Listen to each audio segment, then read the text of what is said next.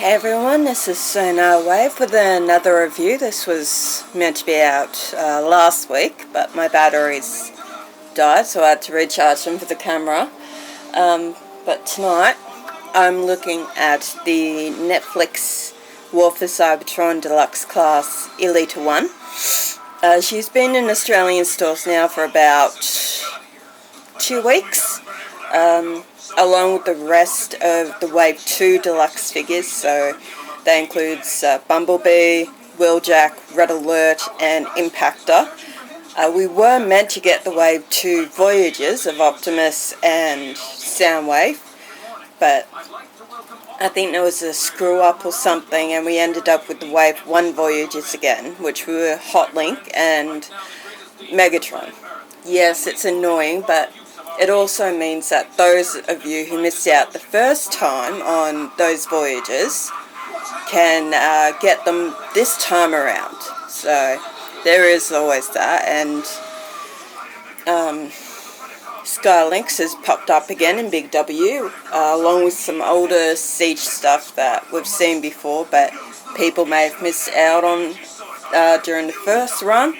So seeing some of the repeats is annoying for those of us who do have them, but it's also a good sign for those who missed out the first time on one or the other, or they didn't get Skylynx or whatever. So you got to try and look on the bright side for it. Now, I'm not going to transform Elita. I know I've started doing the transformations during my videos, but I am not transforming her. I've done it before, prior to filming. She's a colossal pain in the ass to transform. Just like RC. I don't have Earthrise RC, but I have seen the videos of her, and she is a big pain to transform. And unfortunately, they didn't fix the issues with Elita. She's just as much of a pain to transform. So I'm not even going to bother doing that at all. I wasn't a fan of Elita in the Generation 1 cartoon. She didn't talk to me. But the Elita in the Netflix series I actually rather liked, because she did come across as the female commander. She acted like she could and would kick your ass without hesitating, and she just felt more like what a female commander should be to me, more like Chromia. But that's just my opinion of her. And I know people have had issues with her backpack, well, with RC's backpack as well, but honestly, for me, I don't know, I just don't really care all that much. Really, it doesn't bother me. I'm just not a picky person. One issue I do have is that the gun, while nicely done, it doesn't feel secure in her hand. You put it in her hand and it just doesn't look secure. It stays in there, but it would be nice if it tabbed or something. It just felt more secure. But I mean, overall, I'm quite happy with the way Elita turned out. Unlike C, I don't believe her lips were actually painted. But they have painted Elita 1's lips, and she's got a nice mix of colours right throughout. I know it's different from the paint job she had in G1, but I actually rather like this. And as you can see, she's got a nice crisp white Autobot symbol there. I'll probably leave the majority of her backpack off and just sit it with her. I don't have much of an issue with Kibble in the first place, but I find that just the small amount she's got now looks better. It looks a little slimmer, a little more feminine for her, and I'll probably do the same thing with RC when I eventually get her as well. But I do think she's a character worth picking up. Excuse me. As I said, I wasn't a fan of her character originally, but I rather like the Netflix version.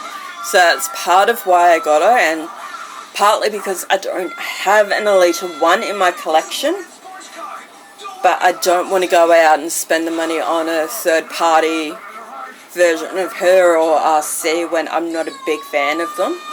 So if you're like me, and you would like one, even though you're not a big fan, but you don't want to spend that money, the Earthrise and the Netflix ones are great compromises for that.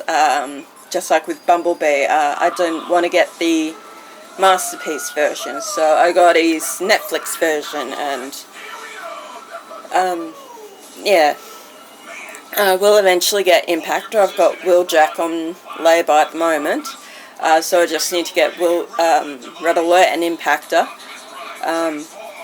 Mostly I want Impactor just so I can have the piece of Teletran that he's got, so I can finish building Teletran. That's another reason I picked up Alita and Bumblebee as well. If you just want Teletran, you're free to just sell the figures if you want, or give them to a friend, or you can do whatever you like with them. They're yours. You're free to do as you wish with them. So, but for me, I'd recommend picking her up. She's a nice addition to the collection, and I really don't have many female Autobots. I think I've only got Chromia, so and oh no, that's not true. I've got Slipstream too. I forgot about that. But yeah, I've only got a small minority of female Autobots. A lot of them just never talk to me. But there is the odd one I do like, and I did love the Netflix version of Alita 1. She really did come across as a hardened female Autobot commander. She took no one's crap. She didn't even take Optimus's. She had no issues telling him when he needed to pull his head in. And you could see that they respected her. Prowl had no issues taking orders from her. Neither did Wheeljack or Ironhide. So, for me, that's how she should have always been. I don't think it came across quite as well in G1. But again, that's just how I feel. Everyone has their own thoughts, their own opinions, and that's fine. We just need to learn to respect everyone's decisions and accept that not everyone's going to think the same way we do. And if we did, well, it'd be boring if we all thought and felt the same way. Life's more interesting when you can have a adult, civil discussion about things like this. So, but that's all from me for the time being. I will have the Top Gun Transformers crossover review up sometime this week. I think that's the only other major Transformer I've got to review at the moment. Gigawatt doesn't come out, I think, until next month. So, but I'm actually going to put him back in his box once it's done, and then I'm going to put him into my display cabinet with the rest of my Masterpiece and my expensive anime figures. So, and Gigawatt will probably join him. I can't do anything about Ectotron, but he is coming out again next year. He's getting a re-release for Afterlife, so those who missed out the first time, you'll get a chance to grab him this time around. I do recommend picking him up. He's also a very good figure. So I will catch you guys on the next video. Stay safe and be kind to each other.